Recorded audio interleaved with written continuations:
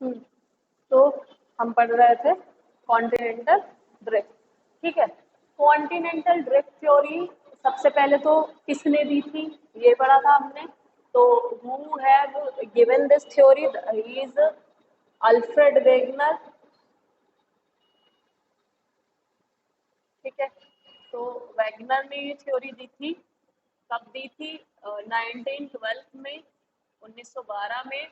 और कौन था वो? ही वॉज अ जर्मन मेट्रियोलॉजिस्ट या क्लाइमेटोलॉजिस्ट। उसके पहले भी देखो, कॉन्टिनेंटल ड्रिफ्ट थ्योरी आने से पहले भी कुछ थे, जैसे कि टायलर या एडवर्ड सुएस। कुछ साइंटिस्ट थे जिन्होंने, या Geoffrey, some of the scientist जैसे कि जॉफ्री है, टाइलर है, या फिर एडवर्ड सुएस थे। तो इन्होंने भी कहा था कि कॉन्टिनेंट्स आर मूविंग।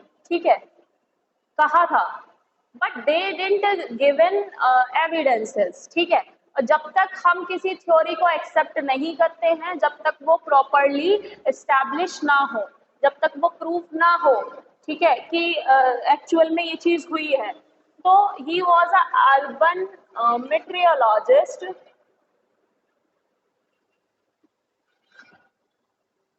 ठीक है, और या फिर से कह सकते हैं क्लाइमेटोलॉजिस्ट। तो बेसिकली जो ये थे अल्फ्रेड वैगनर, इन्होंने कॉन्टिनेंटल ड्रिफ्ट बेसिकली क्यों ये स्टडी कर रहे थे, ये एक्चुअल में क्या स्टडी कर रहे थे, ये एक्चुअल में climate of that particular region study कर रहे थे कि उस जो क्लाइमेट्स हैं, जो जलवायु है इस अलग अलग स्थानों की, ये क्या हुई है, चेंज हुई है। ठीक है, तो इन्होंने जब कंक्लूजन निकाला, जब ये उस चीज को स्टडी कर रहे थे कि क्लाइमेट ऑफ ए रीजन ये स्टडी कर रहे थे बेसिकली, बट ये ही कम टू द कंक्लूजन कि जो क्लाइमेट अभी किसी भी पर्टिकुलर रीजन के हैं, वो पास्ट में ऐसे नहीं थे। ठीक है, ये अलग अलग क्लाइमेट से, कॉन्टिनेंट जो है ये अलग अलग क्लाइमेट से क्या हुए हैं, पास हुए हैं। ठीक है, इनका क्लाइमेट प्रेजेंट में जो है वो नहीं है। ठीक है, तो इन्होंने उसी चीज को एस्टैब्लिश किया, तो ये एक नए कंक्लूजन पर पहुंचे कि कॉन्टिनेंट क्लाइमेट मूव नहीं किए। ठीक है, अब किसी भी जगह का क्लाइमेट कैसे मूव कर सकता है? अगर तुम ये सोचो कि हमारा क्लाइमेट यूरोप के जैसा हो जाए, तो हाउ इज दैट पॉसिबल? हमारे यहाँ का क्लाइमेट यूरोप के जैसा नहीं हो सकता, वहाँ पे टेम्परेट क्लाइमेट है। ठीक है, वहाँ पे सर्दियों में बारिश होती है, हमारे यहाँ गर्मियों में बारिश होती है। मोस्टली जो रेनफॉल है, अब ऐसा, अब तुम कहोगे कि सर्दी में भी बारिश होती है हमारे यहाँ पे, बट बेटा वो जो बारिश होती है वो ड्यू टू वेस्टर्न डिस्टर्बेंस होती है। ठीक है, वो शॉर्ट पीरियड के लिए होती है। ऑलमोस्ट अगर हमारे इंडिया में हम बारिश, मोस्टली जो रेनफॉल हमारे यहाँ रिसीव होती है वो किसके थ्रू होती है, मानसून के थ्रू। मानसून कब आता है? समर सीजन के बाद में। ठीक है, तो ऐसा नहीं हो सकता कि हमारा क्लाइमेट यूरोप के क्लाइमेट के जैसा हो जाए। तो ही कम टू द कंक्लूजन कि क्लाइमेट तो मूव नहीं कर सकते ना, लैटिट्यूड लॉन्गिट्यूड तो अलग है ना सबके, वो तो चेंज नहीं हो सकते। But he come to the conclusion कि कॉन्टिनेंट्स आर मूविंग। ठीक है, तो इसी को इन्होंने कॉन्टिनेंटल ड्रिफ्ट थ्योरी दी थी। और इन्होंने इसके लिए, इनकी एक किताब है, अब ये किताब देखो जर्मन में है तो इसका प्रोनाउंसिएशन थोड़ा अलग सा है। किताब का नाम था दी एस्टिंगे दी कॉन्टिनेंटे। ठीक है, मतलब इनकी लैंग्वेज में इट्स दी एस्टिंगे दी कॉन्टिनेंटे। इन्होंने ये बुक लिखी थी और ये इंग्लिश में ट्रांसलेट हुई थी 1924 में, क्योंकि वो जर्मन थे तो इनकी लैंग्वेज जो है वो इंग्लिश में ट्रांसलेट हुई। और उसके बाद अल्फ्रेड वैगनर की ये जो थ्योरी है ये बहुत पॉपुलर हो गई। ठीक है, तो ही सेड, उन्होंने फिर कहा था कि कॉन्टिनेंट्स आर मूविंग। पहली चीज इन्होंने एस्टैब्लिश की, कब मूव किए? He said 200 million years ago. और उसके बाद इसमें, हाँ, इन्होंने बताया था कार्बोनीफेरस ग्लेशिएशन के बारे में। देखो, कार्बोनीफेरस ग्लेशिएशन में यहाँ पे लिख दे रही हूँ, कार्बोनीफेरस ग्लेशिएशन। तो ये उसके बारे में, क्लाइमेट के बारे में ये उस समय स्टडी कर रहे थे। and he said about the Carboniferous glaciation. अब थ्योरी इसे क्यों माना जाता है? Why we call this as a theory?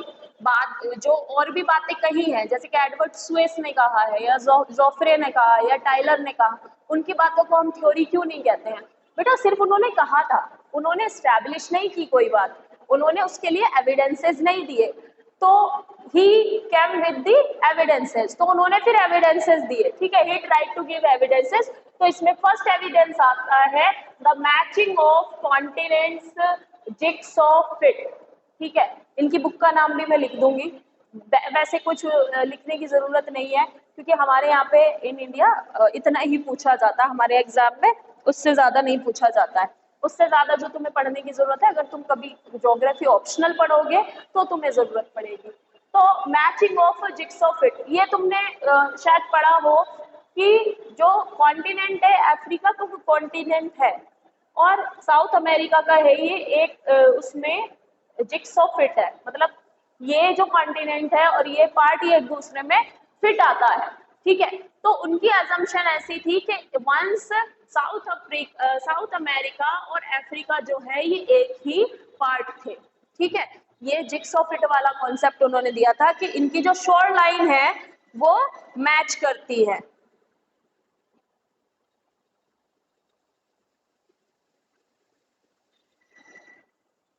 ठीक है। अब प्रेजेंट शोर लाइन के बजाय ये जो पास शोर लाइन थी 1000 फैथम लाइन, ठीक है, ये कितने में मापते हैं? फैथम में। 1000 फैथम लाइन में ये इन्होंने मापा था और ये फिट बैठी थी, ये शोर लाइन इसमें फिट बैठी थी। तो ऐसा माना जाता है जो फर्स्ट एविडेंस इन्होंने दिया था कॉन्टिनेंटल ड्रिफ्ट थ्योरी का, अल्फ्रेड वेगनर ने, वो दिया था मैचिंग ऑफ कॉन्टिनेंट्स, ठीक है, कि कॉन्टिनेंट की जो मार्जिंग है ये मैच करती है, ठीक है। अब नेक्स्ट जो है that is rocks of same age across the ocean. Next जो इन्होंने दिया था एविडेंस दैट इज जो रॉक्स हैं, ओशंस के जो रॉक्स हैं वो सेम एज के हैं, ठीक है। अब ये सभी जगह पर नहीं है, ठीक है, ये भी क्योंकि बाद में डिस्कार्ड हो गई थी थ्योरी, तो इसलिए हम सब जगह की बात नहीं कर रहे हैं, कुछ स्पेसिफिक जगहों की, जैसे कि ancient rocks of 2000 million years Brazil coast पे जो पाए जाते हैं वो वेस्टर्न अफ्रीका की कोस्ट से मैच करते हैं, ठीक है। ब्राजील कहाँ पर है? यहाँ पर, ठीक है। और ये वेस्टर्न कोस्ट कहाँ पर है? अफ्रीका की वेस्टर्न कोस्ट कहाँ है? ये अफ्रीका की वेस्टर्न कोस्ट है। तो यहाँ पर इस मार्जिन पे जो रॉक्स पाए गए हैं इस जगह पर, वो यहाँ पर जो रॉक्स पाए गए हैं उससे एब्सोल्युटली मैच करते हैं, ठीक है। तो ये सेकंड एविडेंस हो गया कॉन्टिनेंटल ड्रिफ्ट थ्योरी को सपोर्ट करने का, ठीक है। अब इसी के साथ साथ इसमें था earliest marine deposit on the coast of South America and Africa, ठीक है। तो जो साउथ अमेरिका की कोस्ट है, मैं यहाँ पे ड्रॉ कर दे रही हूँ, साउथ अमेरिका तो तुम्हें पता ही है, वेयर इज साउथ अमेरिका और अफ्रीका, अभी ये मिलियन कई किलोमीटर दूर है, ठीक है, thousands of kilometre, not million. तो ऐसे है,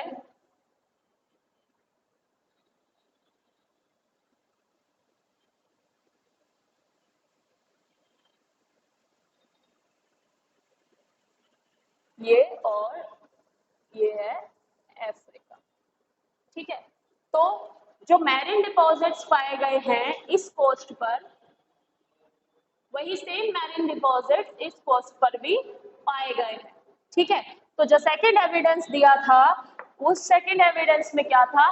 जो रॉक्स हैं वो सेम एजेस के हैं, सेम टाइम के, एज मींस सेम टाइम के, ठीक है, सेम टाइम के दोनों कोस्ट पर पाए गए हैं, साउथ अफ्रीका की कोस्ट पर और अफ्रीका की कोस्ट पर, ठीक है, साउथ अमेरिका की कोस्ट पर और अफ्रीका की कोस्ट पर। तो ये सेकंड एविडेंस हो गया। अब थर्ड एविडेंस जो है ये बेटा हमारे यहाँ के इंडिया का है, दैट इज टिलिट या टिलाइट डिपॉजिट। और व्हाट इज टिलाइट? टिलाइट एक काइंड ऑफ सेडिमेंट है, सेडिमेंट है किससे? जो ग्लेशियर्स होते हैं, ग्लेशियर्स पता है, आइस का बहुत बड़ा मास होता है, मूविंग आइस होती है, उसे ग्लेशियर कहते हैं, मूविंग आइस को। तो वो जो मूविंग आइस है वो एक काइंड ऑफ, जब वो आइस मूव कर जाता है तो वो एक सेडिमेंट छोड़ता है, ठीक है, उसके वेदर्ड होने से, वेदरिंग होने से, या जिसे तुमने सुना होगा इरोजन या डिपोजिशन के थ्रू एक सेडिमेंट जमा हो जाता है जिसे कहते हैं टिलाइट डिपोजिट। तो ये एक सेडिमेंट्री रॉक है या सेडिमेंट है जो कि ग्लेशियर्स के डिपॉजिट से बनता है, ठीक है, ग्लेशियर्स के डिपॉजिट से बनता है जिसको हम कहते हैं टिलाइट, ठीक है। अब ये टिलाइट हमारे लिए एक एविडेंस के तौर पे क्यों इम्पोर्टेंट है, क्योंकि बेटा ये टिलाइट डिपॉजिट हमारे गोंडवाना सिस्टम इंडिया में भी पाया जाता है सेम, और यही अफ्रीका के फाकलैंड आइलैंड, मेडागास्कर और अंटार्कटिका और ऑस्ट्रेलिया में भी पाया गया है। तो जैसे कि मैंने बताया था कि अल्फ्रेड वेगनर ने क्या कहा था कि पेंजिया था, ठीक है, और पेंजिया किस में ब्रोक हो गया, फिर दो बड़े बड़े लैंडमास पे ब्रोक हो गया, एक तो चला गया नदर्न हेमिस्फेयर में और एक लैंडमास रह गया सदर्न हेमिस्फेयर में, ठीक है। तो जो नदर्न हेमिस्फेयर में बना वो क्या बना, लॉरेशिया, और जो सदर्न हेमिस्फेयर में बना वो क्या रह गया, गोंडवाना लैंड। तो ये जो टिलाइट डिपॉजिट है ये किसका पार्ट है, गोंडवाना लैंड का, ठीक है। और गोंडवाना लैंड में भी इंडिया में ये टिलाइट डिपॉजिट पाए गए हैं, और इंडिया के साथ साथ अफ्रीका, फाकलैंड आइलैंड और मेडागास्कर, अंटार्कटिका और ऑस्ट्रेलिया में भी ये टिलाइट डिपॉजिट पाए गए हैं। तो ऐसा एज्यूम किया जाता है कि ऑस्ट्रेलिया और फाकलैंड आइलैंड, अफ्रीका और Madagascar once part of India, और इंडिया यहाँ नहीं था। ये तो बात सबको पता है कि इंडिया यहाँ नहीं था, इट वाज। और ग्लेशियर का क्या मतलब है, ग्लेशिएशन कब हुआ होगा, जब ये ऐसी जगह पे होगा जहाँ पे ग्लेशियर हो, तो प्रॉब्ली कहाँ पर, अंटार्कटिका पर। जब ये अंटार्कटिका पे था तब यहाँ पे ग्लेशिएशन हुआ है, या फिर ये ऐसे पीरियड से गुजरा है जैसे कि इन्होंने कहा कार्बोनिफेरस ग्लेशिएशन, तो या फिर ये ऐसी स्टेज से गुजरा है जिस समय इतनी ठंडी थी यहाँ पर, अर्थ बहुत कूल थी, या यहाँ पर ग्लेशिएशन हो रहा था, ठीक है। तो ये कुछ अजम्पशन दी उन्होंने। थर्ड था टिलाइट डिपॉजिट। टिलाइट याद रखना, it's a kind of sedimentary rock. ये फॉर्म होता है डिपोजिशन ऑफ ग्लेशियर के डिपोजिशन से बनता है, और ये गोंडवाना सिस्टम का बहुत इंपॉर्टेंट रॉक है जो कि इंडिया में पाया जाता है, और इसके साथ साथ इसके evidences Africa, Falkland island, Madagascar, Antarctica और ऑस्ट्रेलिया में भी मिले हैं, ठीक है। तो ये उन्होंने कहा था। इसमें फिर सभी ने उस चीज को अज्यूम किया कि हाँ this is true to some extent, ठीक है, ये ट्रू है, कहीं ना कहीं तक ये बात सच है। तो अब आती है बात प्लेसर डिपॉजिट की। तो प्लेसर डिपॉजिट क्या है, जस्ट अंडरस्टैंड कि अफ्रीका में गोल्ड डिपॉजिट है, घाना में, जो घाना कोस्ट है अफ्रीका की, वहां पर गोल्ड डिपॉजिट है, सोने की खाने हैं, डिपॉजिट है उसका, बट उसका सोर्स कहाँ पर है, सोर्स नहीं पता कि सोर्स रीजन कहाँ पर है, ये यहाँ कैसे बने, कैसे आए, ये नहीं पता। वहां पे सोर्स रीजन क्या है, एब्सेंट है, किस जगह पर बने होंगे या कहाँ पर थे, इनका उनका नहीं पता। तो ऐसा माना जाता है कि जब ये जो घाना कोस्ट साउथ अमेरिकन कोस्ट से जुड़ी हुई थी, तो ये जो ब्राजील है, ब्राजील में इसके सेम काइंड ऑफ रॉक पाए गए हैं, ठीक है, सेम काइंड ऑफ रॉक जो है ब्राजील में भी पाए गए हैं। तो ऐसा माना जाता है कि जब ये यहाँ पर बना होगा, घाना यहाँ पर है कहीं, घाना, ठीक है, तो ये प्लेसर जब ये अलग हो गए होंगे तो जो सोर्स रीजन है वो यहाँ रह गया और प्लेसर डिपॉजिट यहाँ रह गए, मतलब गोल्ड यहाँ है, उसका सोर्स रीजन ब्राजील में, ठीक है। तो this is about the evidence in support of continental drift. इसमें एक रह गया है डिस्ट्रीब्यूशन ऑफ फॉसिल्स, मतलब कौन कौन से फॉसिल्स मिले। फॉसिल्स तो पता है, व्हाट इज फॉसिल्स, जीवाश्म जिसे हिंदी में क्या देते हैं, जो कुछ प्लांट्स या एनिमल मिलियन ईयर्स अगो पत्थर के नीचे कहीं दब गए थे, पानी के नीचे, मिट्टी के नीचे और या ग्लेशियर के नीचे, और फिर उनको निकालते हैं तो वो उनके अवशेष हमें मिलते हैं। जैसे कि हमें नहीं पता था डायनासोर थे, किसी ने देखा है डायनासोर, नहीं देखा, बट डायनासोर थे कैसे पता चला, एविडेंस मिले, ठीक है। क्या मिला, उनके कंकाल मिले हैं, है ना, उनकी बॉडी पूरी दबी हुई मिली है, तो उनके छोटी छोटी जो चीजें हैं अलग अलग मिली हैं। तो ये किससे पता चला हमें? फॉसिल्स से। तो इसमें एक एविडेंस रह गया है, दैट इज फॉसिल्स। और फॉसिल्स इसी के साथ करा देंगे हम, जो इसमें आएगी प्लेट टेक्टोनिक थ्योरी आएगी, ठीक है, उसी के साथ में इसको करा देंगे। तो कॉन्टिनेंटल ड्रिफ्ट थ्योरी, इसके ये एविडेंसेस थे, याद रखना, matching of continent, jigsaw fit, rocks of the same ages, tillite deposit, placer deposit और डिस्ट्रीब्यूशन ऑफ फॉसिल्स, ठीक है, इसको याद रखना। और इसमें इतना ही पूछा जाएगा।